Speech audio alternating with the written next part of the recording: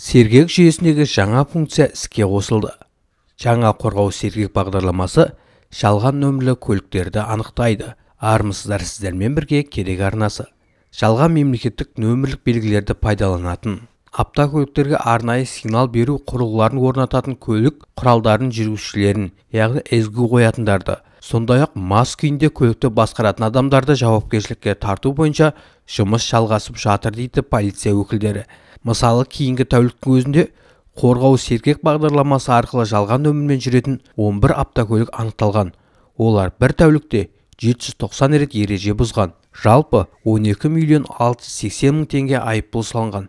Ол көліктер ұсталып, арнайы айып тұрағына қойылды. Сонымен қатар кейінгі тәулікте арнайы жарық, дыбыс және дауыс зорайтқыш сигналдарын заңсыз пайдаланатын 2 автомашинаның жүргізушілері ұсталды. Сонымен қатар көлік басқармасынан 7 мас жүргізуші шеттетілді, яғни жүргізуші куәлігінен айырылды деп түйіндеді полковник Саттаров.